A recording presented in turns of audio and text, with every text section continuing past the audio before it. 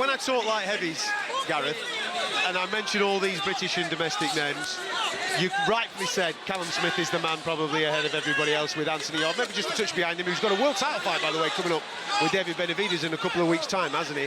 And we're anticipating Callum Smith to be fighting in the new year against someone like a David Morrell, which then propels him towards the two Russians that you mentioned momentarily ago. Out of the chasing pack, who do you think will be the one really to make that noise in 2026, to start to stick their hand up to say, listen, I am worthy now of challenging at the top table? Well, it's very interesting. I mean, Willie Hutchinson gave Joshua Buatsi a very good fight and was down twice in that fight, but came on strong at the end, which is one of the reasons why, when you look back at the fight with Callum Smith, as Spencer mentioned, how much did it take out of Buatsi? Obviously, you're not asking me to refer to him because he belongs in that big group, really. But I don't know, I think Ben Whittaker and Callum Simpson, for me, are the two guys coming through. You think he'll come from super... I mean, he's obviously at super middle at the moment, isn't he, Callum Simpson? But he's huge as well, and he wants the fight with Ben Whittaker. It's a fight he's chasing. Whittaker's the guy that stands out because he's got the panache, he's got the flash, he's got the razzmatazz and the move. There's still stuff to prove, though, with Ben Whittaker, isn't there? Well, he's got to prove some power. I like the fact he's working with Andy Lee, the Irishman, the former middleweight world champion, who's very good with fighters at just making slight alterations. It didn't work for Joseph Parker last weekend, and we can get into that at some point about the heavyweights division, which I know you want to talk about. Yeah. But for me, if you're going to pick one rising star outside Yarde, Benavidez and Smith, it's got to be Ben Whittaker. Well, obviously now he's teamed up with Eddie Hearn, he's at Matchroom now, and the promotional bandwagon will be right behind him, pushing him forward, so the opportunities are going to be there. There's two that I kind of want to talk about a little bit more. One of them's actually fighting this evening, who I don't think has been given the right opportunities. I think, obviously, coming off the back of the loss to Tyler Denny in the weight division below, I think he's had to rebuild himself, and really the harshness of boxing has kind of been shining on the career of Brad Ray, hasn't it? Tonight he's got a massive opportunity. We know what Lyndon is all about. Sometimes he can be great, sometimes he can be not so great. If you look at his losses, Anthony Yarde and Dimitri Bivol, they're the only people that have beaten him, Spencer. Tonight for Brad Ray, I think there's a real opportunity to punch his ticket forward, because he's the European champion. He did it on quite late notice against Shakan Pitters, and if he can get a job on tonight, you never know, he might be in the mix for a big fight next year. Adam, yep, they call it a coming-of-age fight, and I think that's exactly what it is here for young Brad Ray. You know, he's had his experiences, that loss to Tyler Denny, he had to go away, rediscover himself in many ways. The comeback fight he had after that, he was actually up at 200 pounds, believe it or not. You know, so he was all over the place. He's now found himself at light heavyweight, had a great win against Shakan Pitters last time out to pick the European title up. But this is the coming-of-age fight because he's in with a well-schooled, tough guy, you know, who's proven at that level. Yeah, he has his hot nights and his, you know, not so hot nights, Lyndon Arthur, but he's a tough man to beat. I remember meeting Brad Ray in Ricky Hatton's gym in Hyde, and I couldn't believe he was a middleweight back 3-4 years ago. He's 6'3". Now he's a proper light heavy. And he's a big boy, isn't he? He struggled that defeat to Tyler Denny in a very good fight. Was back and forth, and I think coming up to super middle, then to 175. He's 27 now, Lyndon's 35.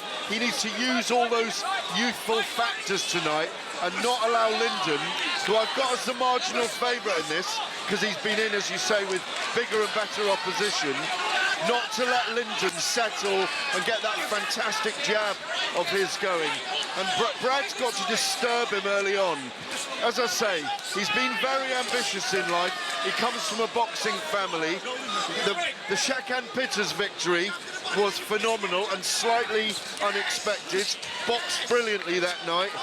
This is a big, big crossover moment for him as well. Yeah, absolutely. And we mustn't forget the likes of Ezra Taylor's in this division as well, who looks like a really good prospect coming through. Very good point. Louis Henderson is obviously the main man when it comes to British and Commonwealth titles.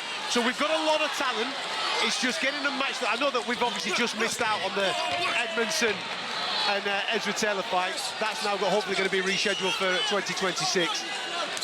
But by putting these guys together against each other, Spence, we hopefully then get them rising through the pack.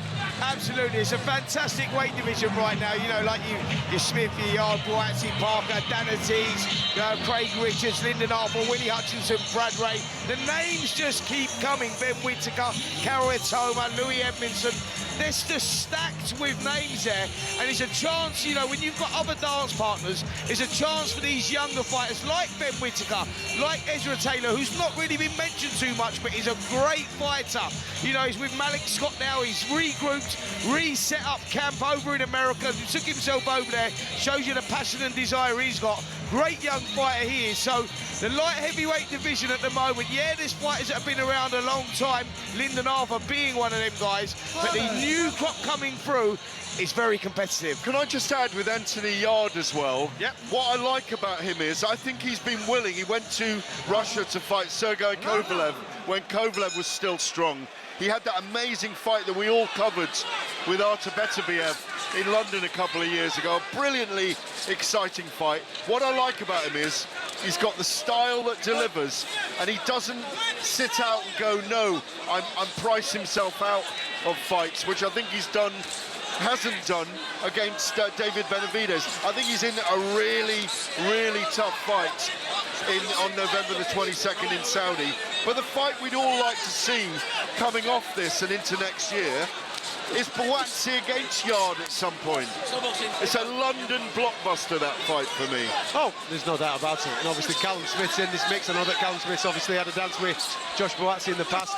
But if Anthony Yarde's in a wonderful position because he's fighting for a world title next. Yeah, and third time. But I understand that Callum Smith didn't want to fight David Benavidez because the money wasn't right for him. And I get that, because he was the #1 super middleweight. He's had a very decorated career. And I will argue, even though Boatsi lost that fight to him in February, Boatsi's stock rose in a way that night because it was one of his best performances, and I think it's the best I've ever seen Callum Smith. we're in a good position in the light heavyweight division. On AM, on DAB, via the talkSPORT app and on your smart speaker. talkSPORT.